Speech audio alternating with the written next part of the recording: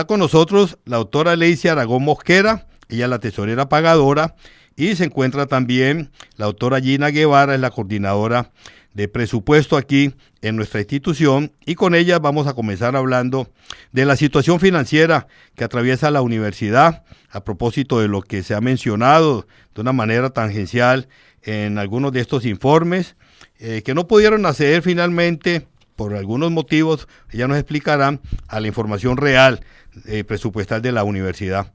Doctora Leicy, muchas gracias por atender esta invitación. Bienvenida aquí a la Radio Universidad del Chocó. Por primera vez la tenemos acá, mucho gusto, ¿yo? Sí, por primera vez. Muy buenos días a todos, muy buenos días, Gonzalo, gracias por la invitación. Para nosotros es muy importante este espacio. Queremos extender un saludo a toda la comunidad universitaria y a todos los oyentes en general, al Departamento del Chocó, que ha estado muy pendiente de la situación que atraviesa la institución en estos momentos.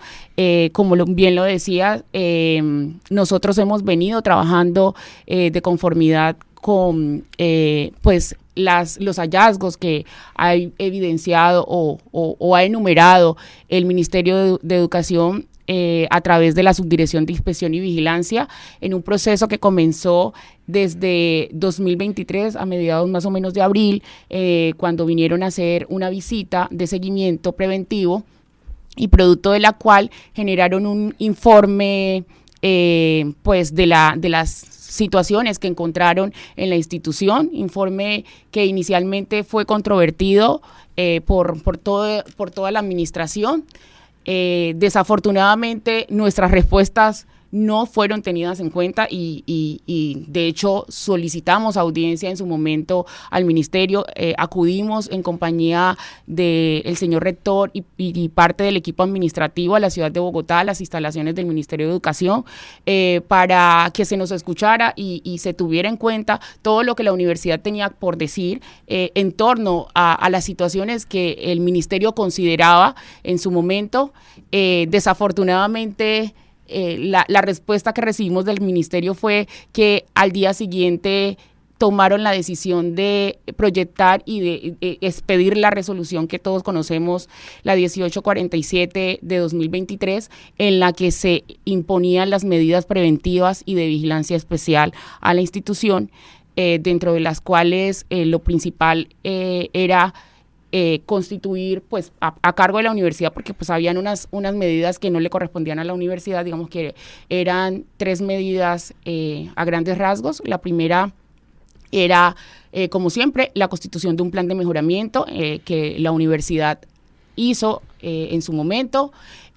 Como segundo, la constitución de una fiducia, y la tercera, la designación de un inspector in situ, que esa no estaba a cargo de la institución, sino a cargo del Ministerio de Educación Nacional, y que se realizó en el mes de diciembre. Hay que recordar que la resolución de la que estamos hablando es del mes de octubre y el ministerio solo hasta el mes de diciembre expidió la resolución de designación del inspector in situ, quien nos visitó en ese mismo mes de diciembre y luego en el mes de abril, creo, más o menos. Es decir, ¿ustedes fueron hasta Bogotá y finalmente no lograron ser escuchadas en el ministerio? No logramos ser escuchados. Igual hicimos también uso de las herramientas que propone el ordenamiento jurídico. Hicimos recurso de reposición, pues obviamente eso es como coloquialmente uno diría la pelea de la piedra contra el huevo, porque era contra el mismo ministerio y ellos ratificaron la decisión en el mes de diciembre. Igual, nosotros como institución siempre estuvimos trabajando para cumplir las medidas de inspección y vigilancia que se nos impusieron en la resolución. De hecho, en la visita que hace la inspectora in situ en el mes de diciembre, nos felicitaron por el avance que teníamos respecto al plan de mejoramiento, porque ya la universidad tenía estructurado un borrador bastante bien logrado. Ellos lo reconocieron de esa manera, nos instaron a que siguiéramos los procedimientos establecidos por el Ministerio de Educación Nacional para la aprobación de ese plan, que incluían un apoyo de otra área del ministerio, que no es la subdirección, sino la subdirección de apoyo a las IES, con quien se trabajó de la mano y logramos la aprobación de ese plan, bueno, digamos que la viabilización de ese plan de mejoramiento a mediados del mes de abril, más o menos. Bueno, muy bien. Doctora Gina, su saludo, bienvenida también nuevamente, usted es la coordinadora de presupuesto. Se habla en redes sociales de que la universidad tiene un presupuesto muy boyante de 165.000 millones de pesos. ¿Eso es suficiente para la responsabilidad, para la carga que tiene la universidad con todo el aumento poblacional de estudiantes y todo el crecimiento que ha tenido en los últimos tiempos? Muy buenos días para todos. Como ya lo mencionó el compañero Gonzalo, mi nombre es Gina Guevara. Me encargo de toda la coordinación del área de presupuesto en la oficina financiera de la Universidad Tecnológica del Chocó. Y pues bueno, sí, es unos comentarios que hay alrededor de todo el tema del presupuesto de la Universidad Tecnológica del Chocó, de que sí, que recibimos muchos recursos, pero solo nos fijamos en el ingreso y dejamos detrás el gasto. Y dejamos detrás muchas realidades que están afectando no solo a la Universidad Tecnológica del Chocó, sino a todas las universidades del país. Es por eso que de pronto escuchamos comentarios como que hay déficits o hay desfinanciamiento en todo el sector educativo o en todas las instituciones de educación superior. Cuando hablamos de déficit, hablamos de que los ingresos que nosotros percibimos o que recibimos en un periodo determinado, es decir, del 1 de enero al 31 de diciembre, no son suficientes para nosotros poder cubrir esos gastos que demandan el funcionamiento de la universidad, que ese funcionamiento sea con calidad y que pueda responder a toda la demanda estudiantil que tiene la universidad. Entonces, cuando esos ingresos son por debajo de los gastos que estamos sufragando en la vigencia, se presenta un déficit o un desfinanciamiento. Es importante entonces que nosotros conozcamos cómo es que se estructura ese financiamiento o cómo está esa estructura financiera de las instituciones de educación superior. Esto está determinado en la Ley 30 de 1992 a través del artículo 86 y 87, que en resumidas cuentas lo que dice es que a partir del año 1993 se le van a realizar unas adiciones o unos aumentos a las bases presupuestales que se tenían en ese momento a partir de el IPC. Es decir, que todos los años a nosotros, a partir del presupuesto que se tenía en 1993, se le va a ir haciendo un aumento de acuerdo a lo que determinó el DANE al fin de en la vigencia anterior, que era el índice del precio al consumidor. Pero este factor o este indicador se ha quedado atrás, teniendo en cuenta todas y cada uno de los otros factores que afectan los gastos o el funcionamiento de la universidad, pues no solo de la Universidad Tecnológica del Chocó, sino de todas las universidades públicas. Entre estos factores nosotros tenemos el primero, que es el tema de el sistema prestacional y salarial de los docentes, que está regulado a través del decreto 1279, en el cual establece que estos factores salariales y prestacionales van a tener un aumento o se van a agregar unos famosos puntos salariales dependiendo unas características o unos avances que van a tener en el transcurso de su vida o en la prestación del servicio de los docentes en la institución. Estos puntos o estos aumentos están relacionados con la capacitación de los docentes, es decir, que cada vez que los docentes vayan formándose más, es decir, adquiriendo más conocimiento, estudiando más, van a tener unos recursos adicionales que va a robustecer su salario y todas sus prestaciones sociales. Además de todo el tema de publicaciones, ya sea libros, en revistas, artículos, en todas las revistas que están, en todas las revistas científicas. Todo esto les va a generar unos puntos adicionales que va a permitir que el salario del docente vaya aumentando.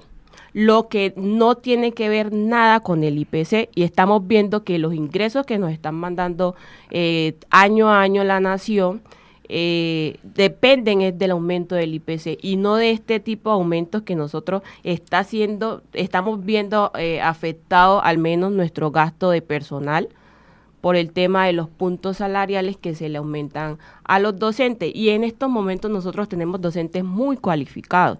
Ya contamos con un número importante de doctores, ya podemos decir que hay más de 50 doctores en la Universidad Tecnológica del Chocó, y pues ser doctor implica un número considerable de puntos en el aumento del salario de los docentes.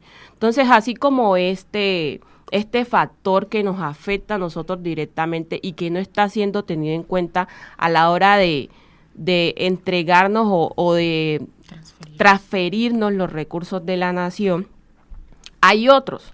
Por lo menos el tema de cobertura, que es lo que está apuntando el gobierno en estos momentos. Nosotros en 2018 teníamos alrededor de 9.000 estudiantes. Hoy en día contamos con más de 14.000 estudiantes, que es prácticamente un aumento, podríamos decir, del 50% más de lo que teníamos en ese momento. Esta cobertura, además, a pesar de que el gobierno sí manda unos recursos adicionales para poder cubrir todo el tema de cobertura y de calidad, estos recursos no son suficientes.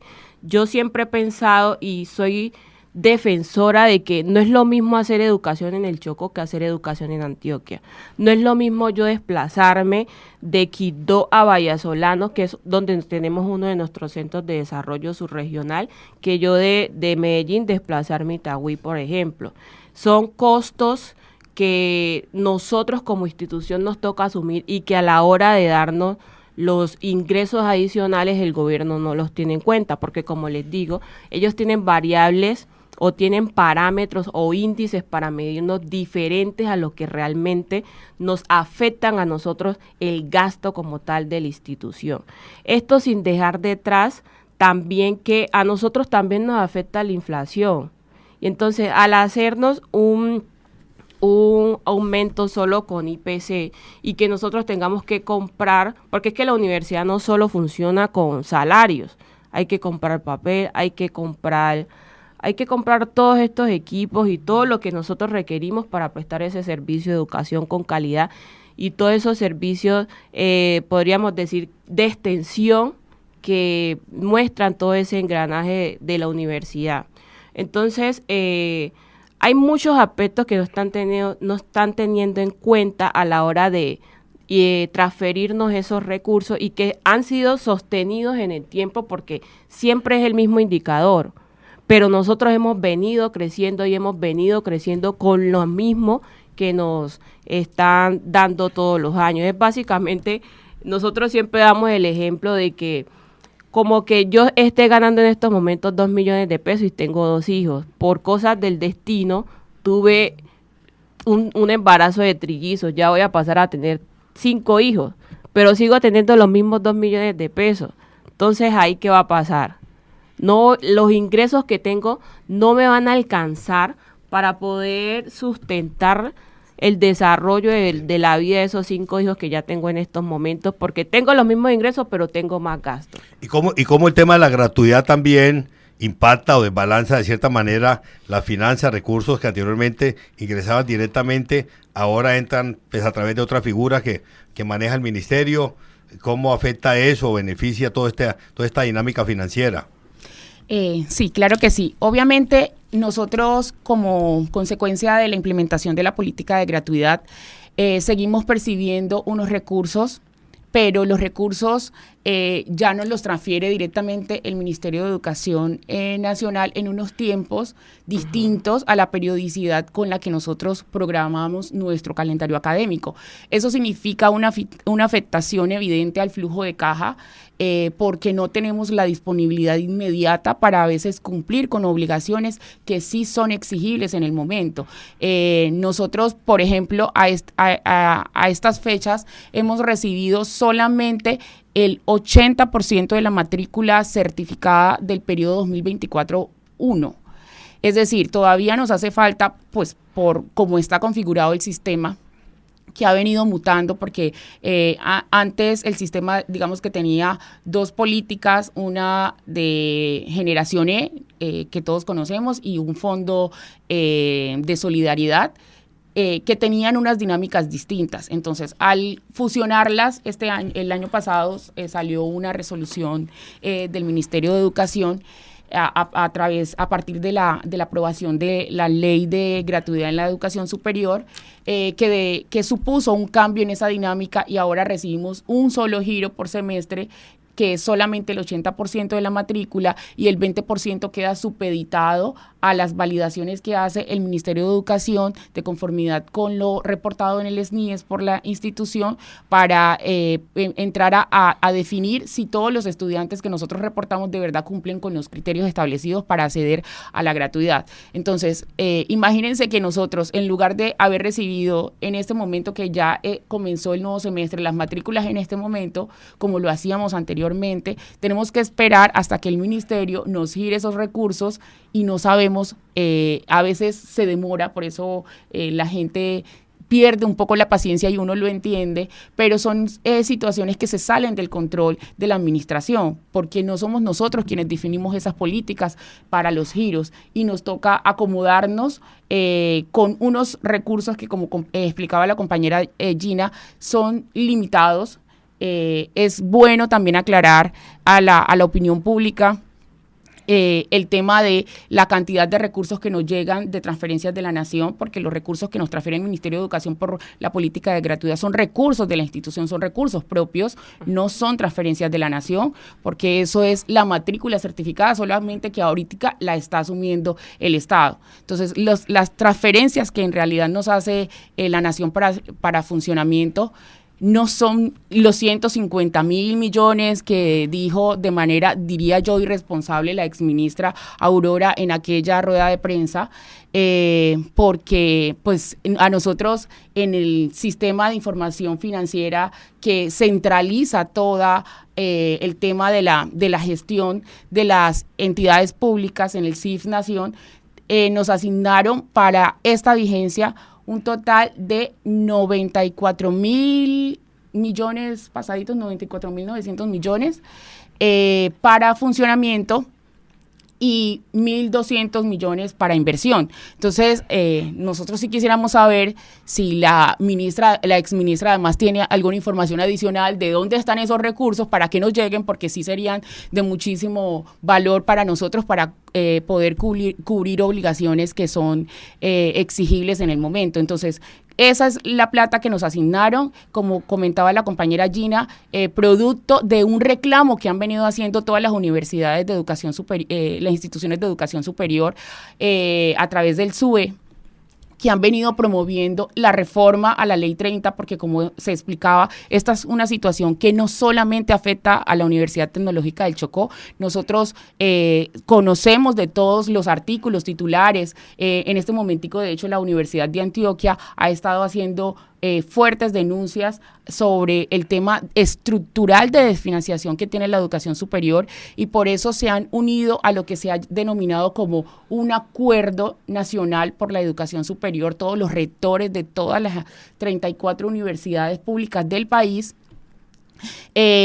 para que se puedan modificar esos artículos 86 y 87, y el incremento de las transferencias ya no se haga de conformidad con el IPC, sino de conformidad con el ICES, que es el índice de costos de la educación superior, que sí contempla las variables de cobertura, de cualificación docente que venía mencionando la compañera Gina. Entonces, queremos dejarle la tranquilidad también a toda la comunidad chocuana, que nosotros nos hemos unido también a esas peticiones para lograr que la universidad pueda percibir más recursos. De hecho, también hemos estado jalonando una ley de un financiamiento adicional como consecuencia de la declaratoria como universidad interétnica e intercultural, que va a suponer al menos unos 20 puntos adicionales a la base presupuestal para poder fortalecer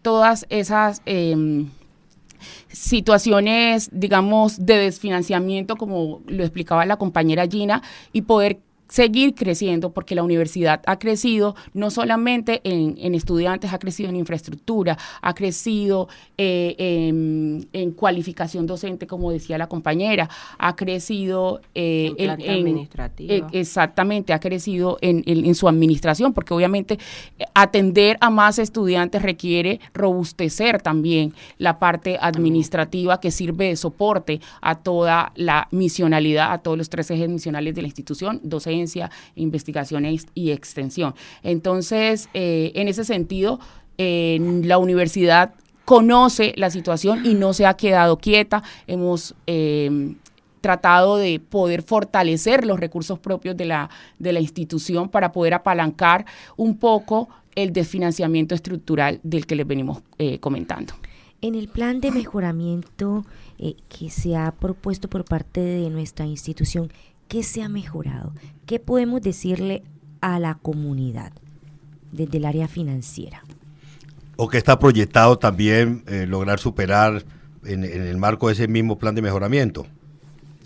Bueno, me encanta esa pregunta porque nosotros como institución, a pesar de no estar de acuerdo con muchas de las observaciones hechas por el Ministerio de Educación Nacional, y quiero que eso quede muy claro para toda la comunidad,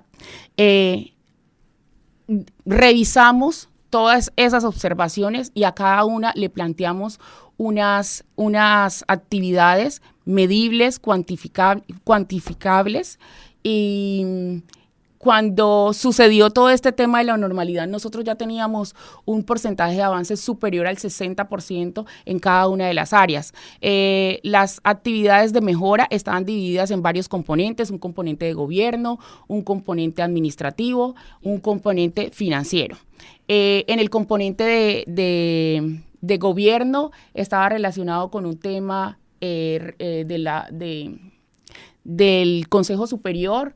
En el tema administrativo teníamos sobre todo unos temas de gestión documental, porque si ustedes notan la primera resolución donde nos imponen las medidas, pues la mayoría de las situaciones no son situaciones graves ni que indiquen como lo supuso el ministerio, porque de hecho no lo pudo demostrar, solamente fueran presunciones de desviación de recursos, ni mucho menos. Eran temas de que los CDPs no estaban firmados, de que no había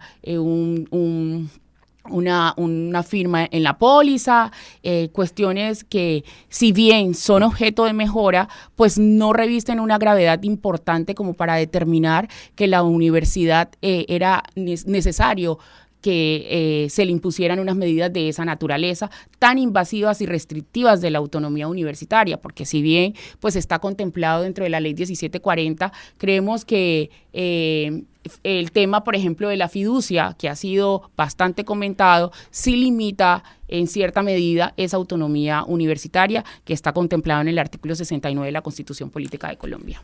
Bueno, en este momento, ¿cómo estamos con la fiducia? Se está proyectando hacer un ABC de la misma para hacer pedagogía. Este es un tema, digamos que de pronto el estudiante no vive muy pendiente de ello, pero sí los funcionarios, los proveedores, todo el mundo estará muy pendiente de cómo cambia esta fiducia, la dinámica de los pagos y todos los controles que hay que establecer. Finalmente, ¿con qué entidad financiera se logró definir esta fiducia y cómo viene operando su dinámica?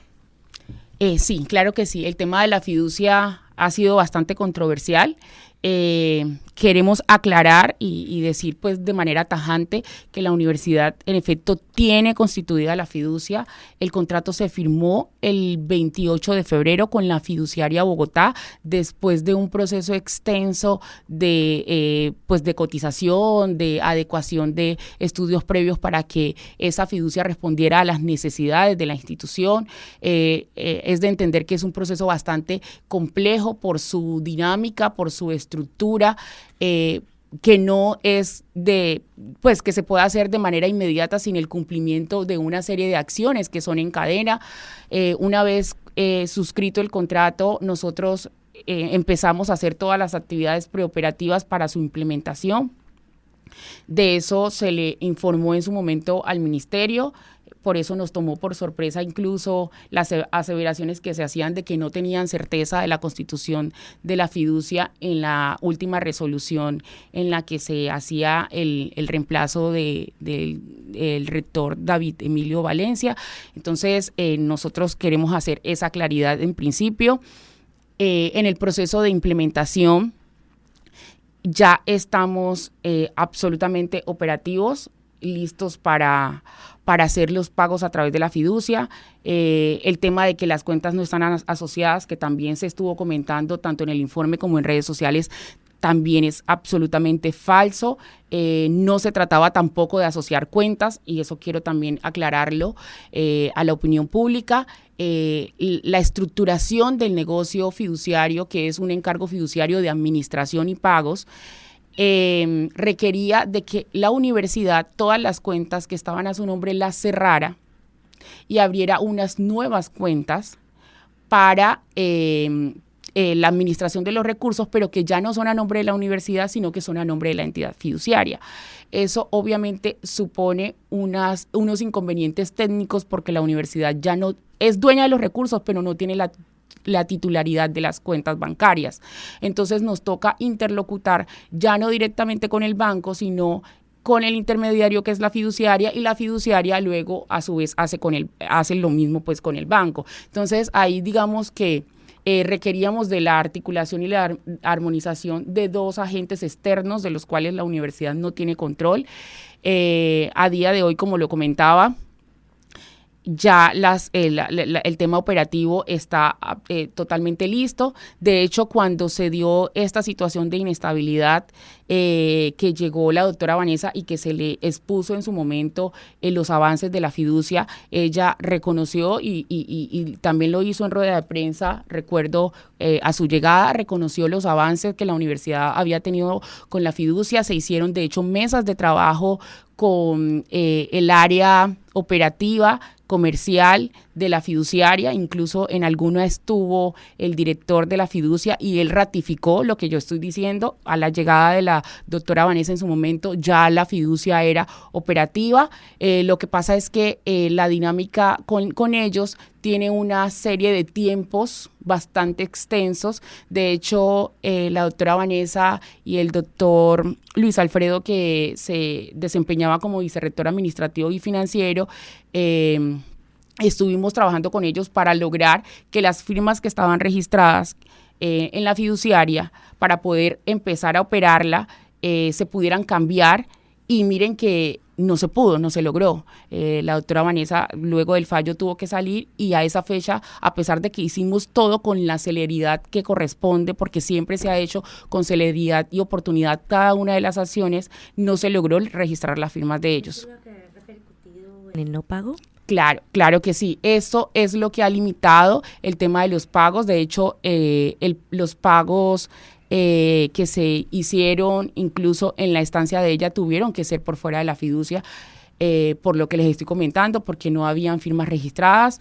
Nosotros en este momento estamos trabajando. Afortunadamente, como no se lograron cambiar, digamos que el registro de firmas del señor rector está en regla, el rector que está en este momento. Entonces, estamos coordinando con ellos los últimos detalles para normalizar el tema de la situación de los pagos, porque los recursos pues nosotros los tenemos en las cuentas que están abiertas a nombre de la fiduciaria.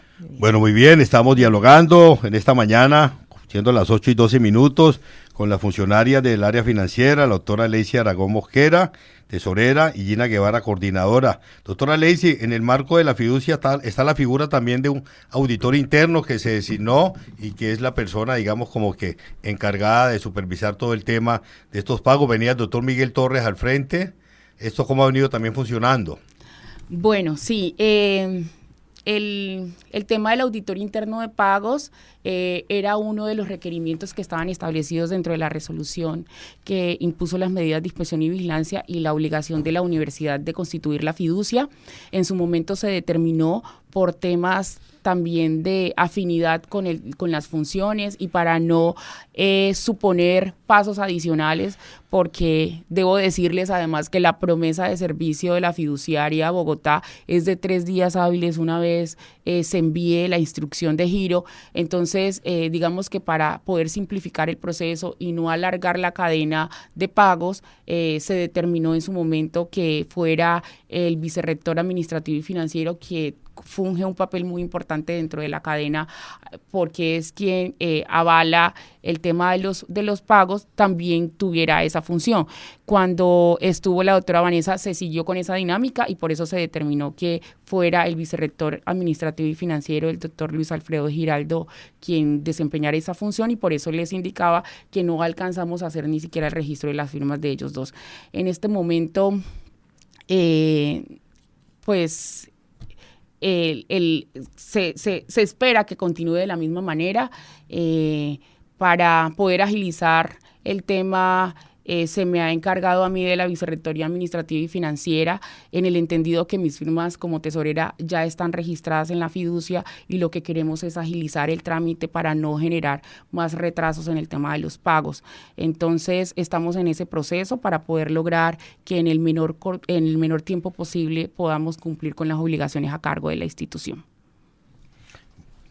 Doctora Gira, bueno, estamos aquí en este diálogo muy ameno, poniéndonos un poco al día, conociendo también algunos elementos internos de esta dependencia, pero que tienen que ver con el accionar y con el desempeño del área financiera. En ese sentido, doctoras, estamos próximos al pago, ¿cierto? A ustedes les toca muy complicado con esa cantidad de cuentas, con esa cantidad de proyectos, de obligaciones que tiene la universidad que pagar a tantos proveedores, servicios públicos. Aquí por la emisora también tenemos unos compromisos de ley con SAICO y ASIMPRO. ¿Cómo hacen para todo eso? Es un tema bastante complicado también. Los proyectos se manejan de manera independiente, las finanzas de los proyectos que se han comentado también, los famosos proyectos de regalías, como el manejo administrativo de los mismos. Ellos tienen sus propias áreas administrativas, pero igual pasa todo por el área financiera, ¿no? Sí, efectivamente, a pesar de que los proyectos cuentan con un equipo financiero interno del proyecto, es la universidad como entidad ejecutora que asumió la responsabilidad de poder llevar a cabo o de desarrollar esos proyectos de regalía en este caso. De esos proyectos no podemos coger plata para pagar sueldos, ¿cierto? Ni nada de esas cosas. No, señor. De hecho, Ni aquí se hace, además. No, señor, no hay posibilidad. De hecho, aquí la pagadora lo puede confirmar.